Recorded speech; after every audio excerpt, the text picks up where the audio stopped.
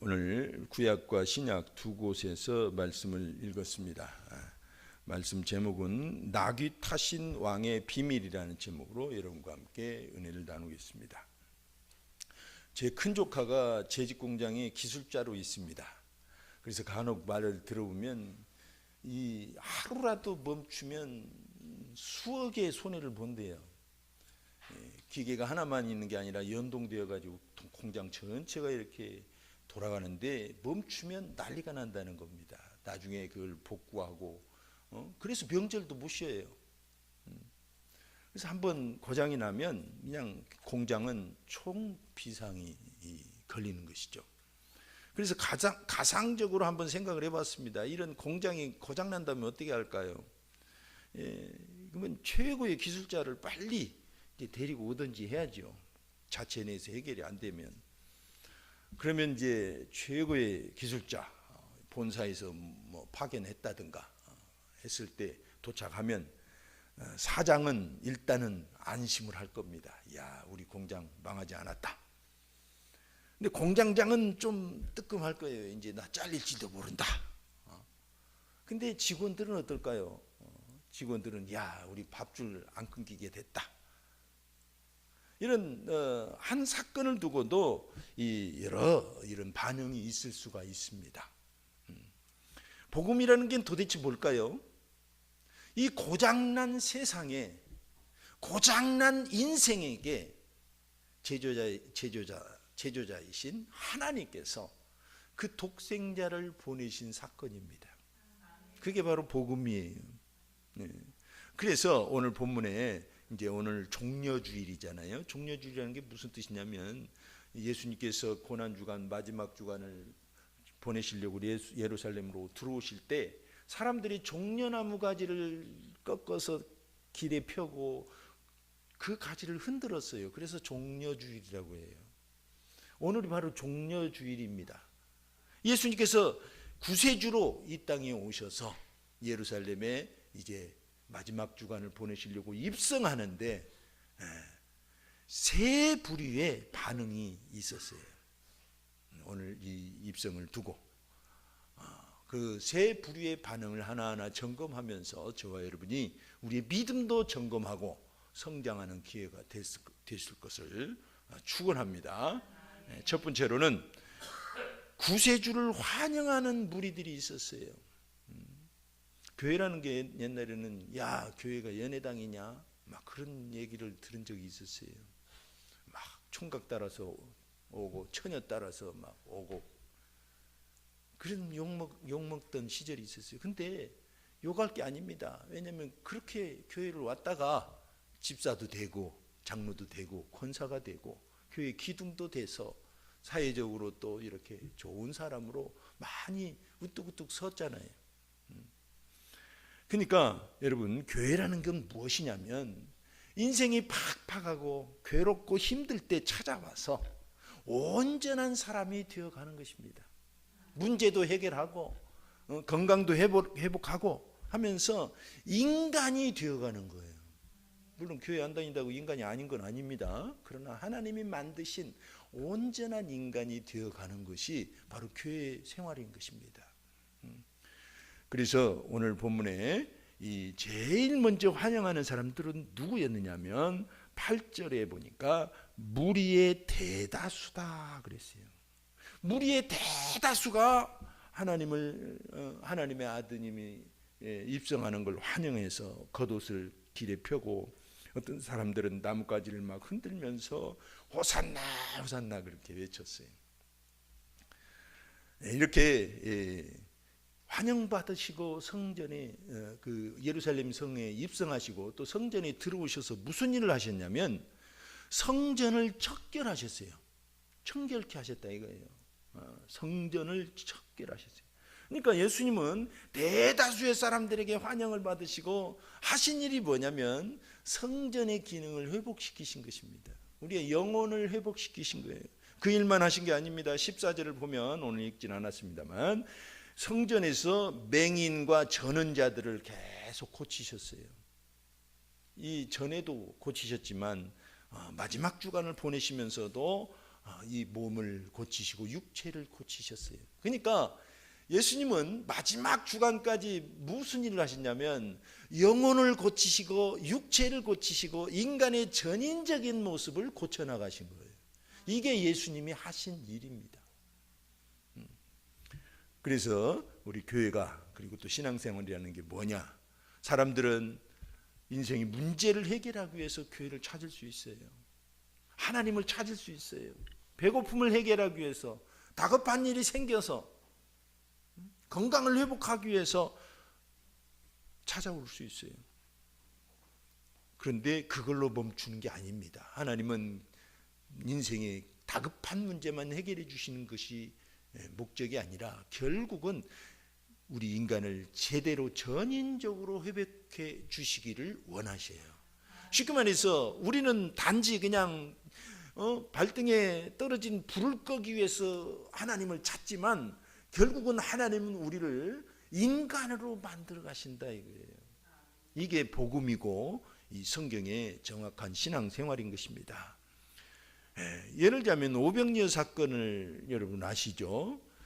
오병이어를 통해서 5마리의 2마리의 물고기와 5개의 떡을 가지고 5,000명, 남자만 5,000명이니까 한 2만 명 됐어요. 남녀노소 합치면 이렇게 먹이시고 가버나움으로 건너가셨는데 사람들이 거기까지 막 몰려온 거예요. 와가지고 예수님을 보고 뭐라고 말씀을 드리냐면 선생님 언제 오셨습니까? 그러는 막 기뻐가지고 환영을 하면서. 근데 예수님이 뭐라고 하셨어요? 야, 너희들이 나를 이렇게 찾는 것은 표적을 본 까닭이 아니라 떡을 먹고 배부른 까닭이로다 그랬어요. 야, 너희들 밥 달라고 떡 달라고 온 거지? 그렇게 물으신 거예요. 어떻게 보면 책망하신 것처럼 들리죠. 예수님이 오병이어의 기적을 일으키신 것은 단지 먹이시기 위해서 하신 게 아닙니다. 먹이시는 것을 넘어서 무엇을 하길 원하셨냐면 진정으로 우리를 먹이고 입히고 키우시는 분은 하나님이심을 보여주시려고 하신 거예요. 그래서 표적으로서의 이적이었던 것입니다. 놀랍죠. 표적이라는 건 뭐냐면 이적과 다릅니다. 그냥 이적은 이 기적이에요, 기적. 근데 표적은 뭐냐면 하나님이 함께 하신다는 표적으로서의 이적을 표현할 때 표적 그래요. 그러니까 단순히 오병이어의 기적은 기적이 아니라 하나님이 우리를 먹이신다는 거다. 그 믿음을 바로 세우시려고 그 오병이어의 기적을 주신 거예요. 그러니까 예수님께 이 다시 왔던 이 군중들 선생님이요 이렇게 왔단 말이에요. 하나님의 아드님이라고도 구세주라고도 하지 않고 그냥 랍비여 존경하는 사람으로 그냥 그렇게 바라보고 왔어요. 근데 그들에게 그게 아니다. 너희는 영생을 위하여 일을 하라 그랬어요. 육신을 위하여 썩는 양식을 위하여 일하지 말고 영생하도록 있는 양식을 위하여 일하라. 세상 직업을 버리라는 뜻이 아니라 하나님은 육신도 먹이시지만 우리의 영혼을 온전케 하시는 분임을 기억하라는 것입니다. 여러분 우리는 필요가 있어서 니즈가 있어서 하나님을 찾아옵니다. 그러면 하나님은 우리를 고치셔요. 그 필요를 채워주셔요. 갈급함을 채워주십니다. 하지만 거기서 멈추지 않아요. 우리의 인생을 바꾸길 원하셔요. 우리의 영혼을 회복시켜 주길 원하셔요. 그래서 결국은 인간이 바뀌길 원하시는 것입니다. 그래서 어떤 악한 상황에서도 우리를 승리자로 그렇게 세우기를 하나님은 원하십니다. 빌레몬서를 보면 어떤 사람이 나오냐면 오네시모라는 사람이 나와요. 오네시모는 누구냐면 이 빌레몬의 노예였어요. 노예. 근데 어느 날 돈을 훔쳐가지고 먼 지방으로 도망갔어요. 근데 도망갔는데 놀랍게도 감사하게도 바울을 만난 거예요. 아마 감옥에서 만났을 거라고 학자들은 말합니다. 바울은 복음을 전하다 감옥에 들어가고 오네시모는 도둑질하고 쫓겨오다가 또 그 동네에서 나쁜 행실을 통해서 또 감옥에 들어오고 거기서 둘이 만나서 복음을 전하고 오네시모가 노예였던 오네시모가 복음을 받아들입니다. 그리고 가만히 보니까 예수님을 믿더니 사람이 막 완전히 변화되는 거예요. 그 전에는 노예라는 건 노예 근성이라는 게 있잖아요. 이건 보통 우리가 식민지 36년 했는데 그 근성 빠지기 참 힘들었잖아요. 지금 세대가 바뀌어서 많이 이제 빠지기도 했지만, 근데 노예들도 그렇다는 것입니다. 근데 그가 예수님을 믿자 새로운 사람이 되었어요. 그리고 바울은 결심합니다. 이 사람을 원래 주인에게 돌려보내야 되겠다.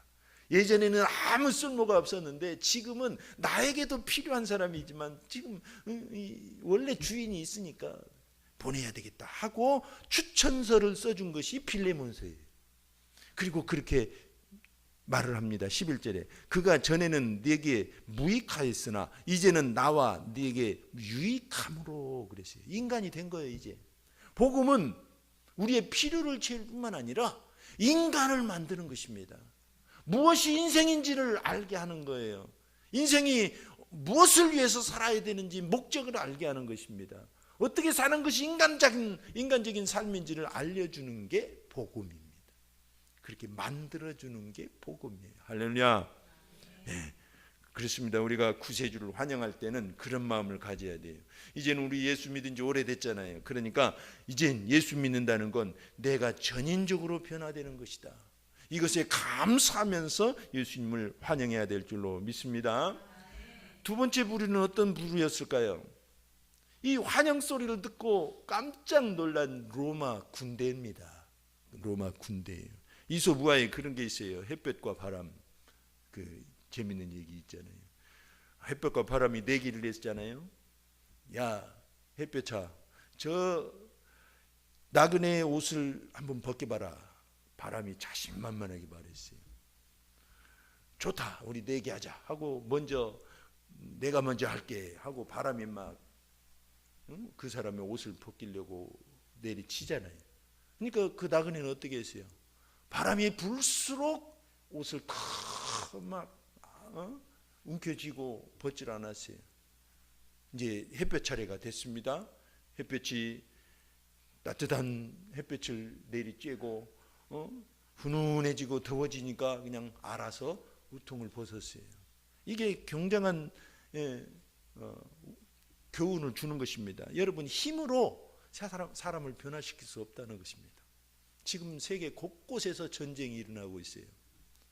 미국의 군사력이 세계 곳곳에 파견되어 있습니다. 미국은 그렇게 생각하고 있죠. 중동 질서를 힘으로 한번 바꿔보자.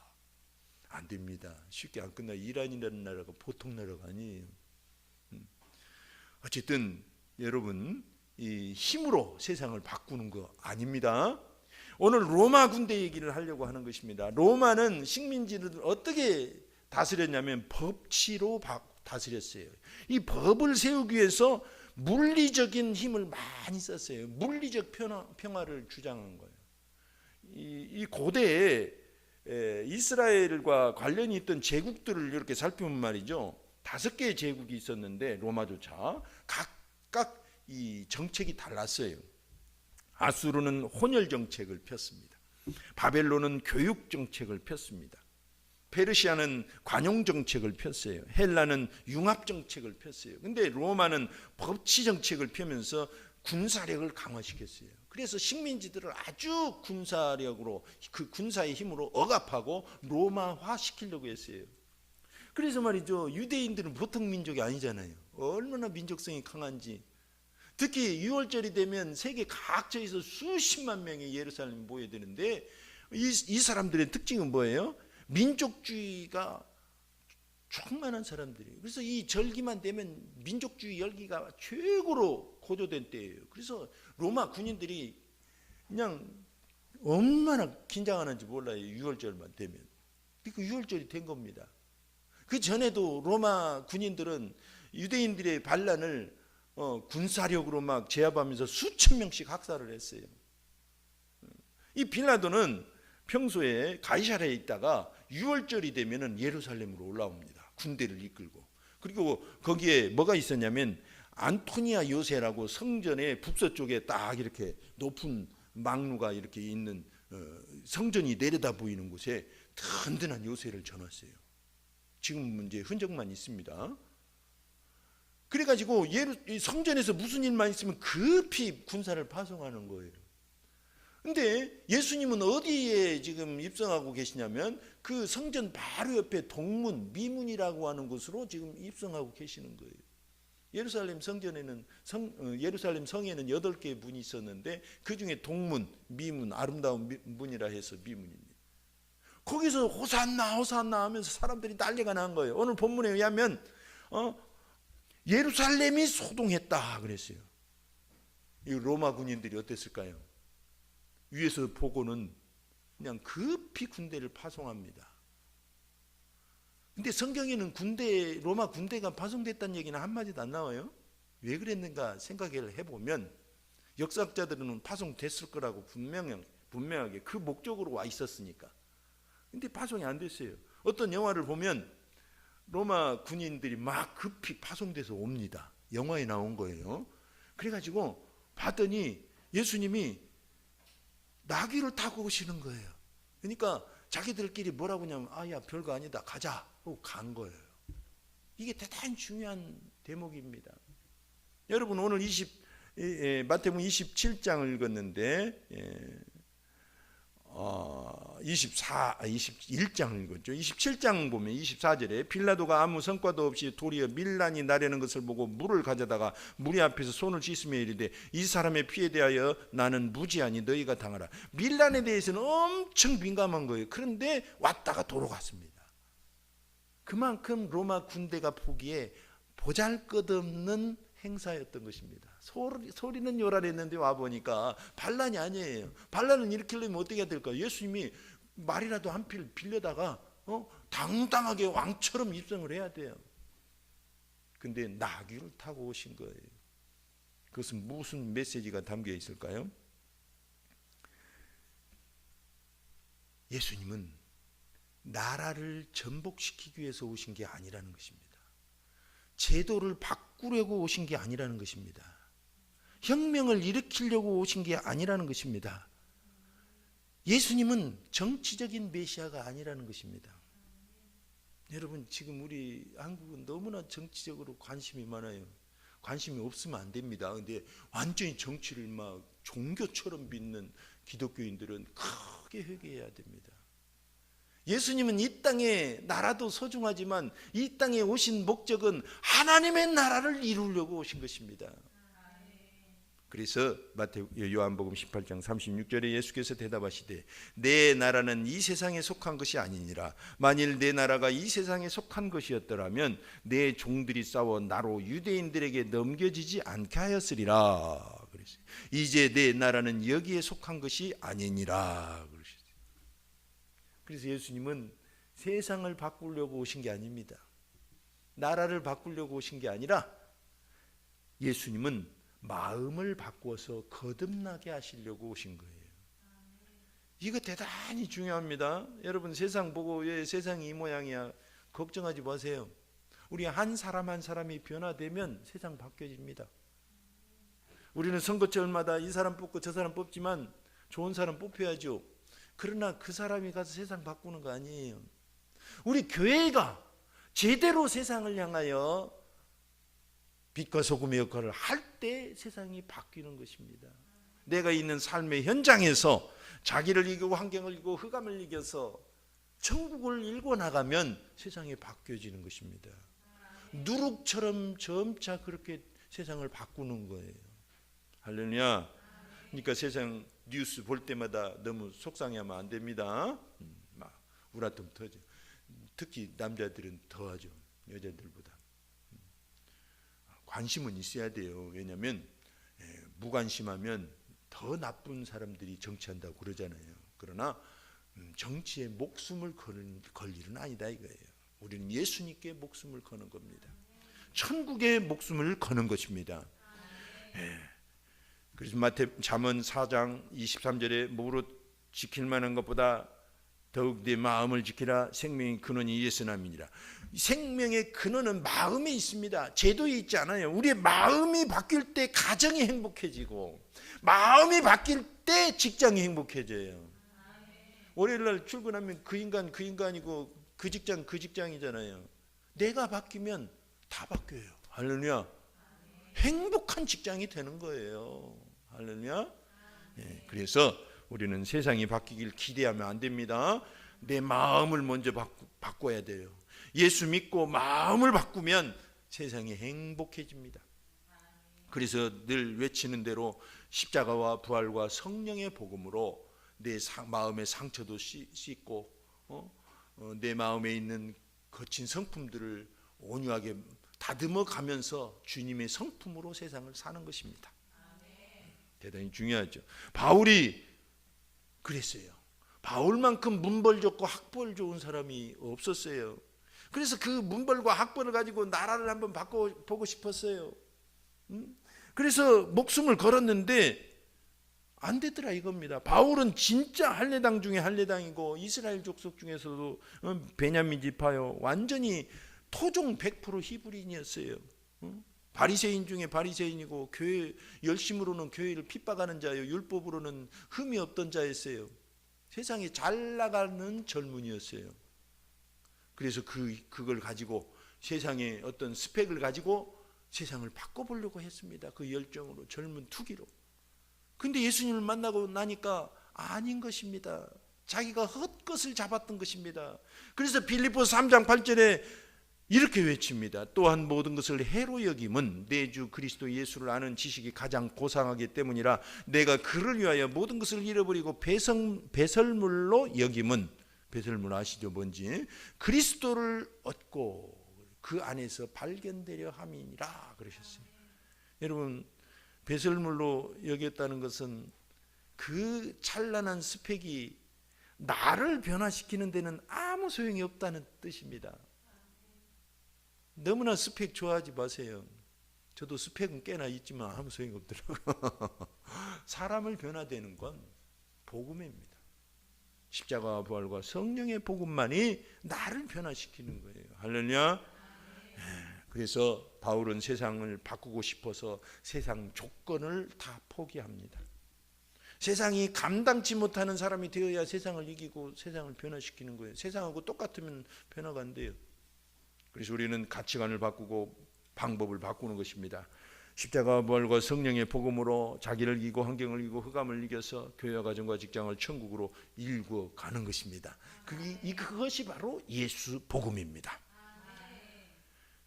우리는 이 군대의 반응을 보면서 군대 그 사람들은 어떻게 보면 웃고 돌아갔겠지만 한편으로는 비웃고 돌아갔을 수도 있어요.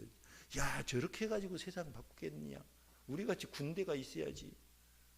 그런데 예수님은 그게 아니셨어요. 그렇게 뻐기던 로마를 복음으로 바꿔놓고 마십니다. 할렐루야. 끝으로 세 번째로는 어떤 부류의 사람들이 있었냐면 환호 소리를 듣고 시기하는 사람들이 있었어요. 시기하는 사람. 재밌는 얘기지만 탕자가 돌아왔을 때 제일 싫어했던 존재가 뭐라고 그래요? 살진 송아지가 제일 싫어했대잖아요. 그 다음에 이제 형이었겠죠. 자, 그런데 예수님께서 예루살렘에 입성하실 때 제일 싫어했던 부류가 누구일까요? 바로 기득권자들이었습니다. 오늘 15절을 보니까 대제사장들과, 오늘 15절 안 읽었죠? 뒤에 있습니다. 대제사장들과 서기관들이 예수께서 하시는 이상한 일과 또 성전에서 소리질러 호산나 다윗의 자손이 하는 어린이들을 보고 노하여 그랬어요. 예수께 말하되 그들이 하는 말을 듣느냐. 노한다는 말이 보통 이 표현이 아닙니다. 막 우락통이 터져가지고 반대를 주장하는 때 이 표현을 써요. 여러분, 구세주가 오셨습니다. 세상을 바꾸는 분이 오셨습니다. 그러면 춤을 추고 환영해도 모자랄 판인데 이 사람들은 지금 시기하고 오히려 분노하고 있어요. 왜 그럴까요? 기득권을 잃어버릴까 그런 거예요. 기득권을 잃어버릴까. 인기가 막, 세상적인 말로 말하면 인기가 예수님께 다 가버리니까. 여러분, 이게 바로 뭘 뜻하냐면 우리의 옛사람을 뜻하는 것입니다. 우리의 옛사람은 죽어도 내 기득권을 안 놓으려고 그래요. 예수님께. 내가 내 인생의 주인이다 이거예요. 내 입술 가지고 내가 말한다. 내 시간 가지고 내 인생은 나의 것이다. 그렇게 해서 해봤더니 살림이 보탬이 되던가요? 인생이 바뀌던가요? 아니잖아요.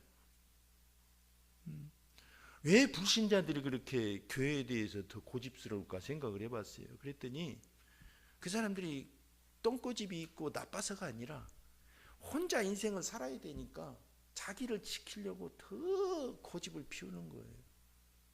근데 정작 그 고집을 내려놓으면, 그리고 주님께 오면 어떻게 될까요? 예수님이 우리를 잡아먹는 분이 아니라 우리를 살려주는 분이요, 우리 인생을 행복하고 새롭게 하시는 분임을 경험하게 될 겁니다. 그걸 몰라서 그러는 거예요. 그래서 로마서 8장 7절을 보니까 육신의 생각은 하나님과 원수가 되나니 이는 하나님의 법에 굴복하지 아니할 뿐 아니라 할 수도 없습니다. 그래서 인간이 되려면 어떻게 되냐면 내 인생, 내 소유, 자원에 대해서 기득권을 포기해야 됩니다. 예수님은 주도권을 뺏으러 오신 분이 아니라 영접받으러 오신 분이에요. 이게 이단하고 다른 점이죠. 이단은 막 억지로 강요하지만 하나님은 문을 두드리시는 분이에요. 교회는 이단에 비하면 훨씬 자유롭잖아요. 믿어도 그만, 안 믿어도 그만. 오라고 안 온다고 쫓아가서 여러분 감금시키지도 않아요. 자유예요. 그러나 우리는 그 자유를 가지고 주를 섬기려고 하는 것입니다. 주님은 그렇게 부드럽게 우리를 찾아오시는 것입니다. 주인이 되시기 위해서 가장 낮은 곳으로 오신 거예요. 막 화롭게 말을 타고 천사들을 대동하고 이 땅에 오신다면 사람들 다 기겁했을 거예요. 전부 다 엎드렸을 거예요. 다 예수 믿을까요? 아닙니다. 그들은 그냥 그 위험에 눌려서 엎드린 거지, 정말 예수님을 받아들이려면 예수님이 어떤 모습으로 오시더라도 그를 받아들이는 것입니다. 그래서 예수님은 일부러 낮은 곳으로 오신 것입니다. 지금도 부드럽게 말씀하시고 주도권을 달라고 얘기를 하시는 것입니다. 야, 너 인생 네가 해봤는데 안 되잖아. 나에게 줘봐. 그러면 우리는 예수님께 내 모든 주도권을 드리는 겁니다. 주님 쓰세요. 내 인생 쓰세요. 그러면 예수님은 어떻게 하시냐면 내 자원을 갖다가 재배치를 시키시는 거예요. 제대로 쓸모있게 만드시는 거예요. 못 쓸 건 아예 버리시기도 하지만 그래도 쓸만한 게 있을 거 아니에요. 말주변이 좋다든가 이런 거, 그러면 이제 그거 예수님을 위해서, 복음을 위해서 또 쓰시는 거예요. 친절하다든가 그러면 친절 타고난 것도 있지만 거기에다가 하나님의 성품을 가지면 그게 더 오히려 장점이 됩니다. 재배치를 하시는 거예요. 아름답게 만드십니다. 할렐루야. 성 프란시스코는 이렇게 말했어요. 나귀와 같은 나를 통해 주님이 입성하신다면 그것으로 족하다. 사도행전 16장 31절에도 이르되 주 예수를 믿으라 그리하면 너와 네 집이 구원을 받으리라 하고, 주인이 바뀌면 내 삶이 바뀐다는 겁니다. 가정이 천국이 되고 교회가 천국이 되고 직장이 천국이 된다는 것입니다. 그래서 우리는 주도권을 바꾸는 것입니다.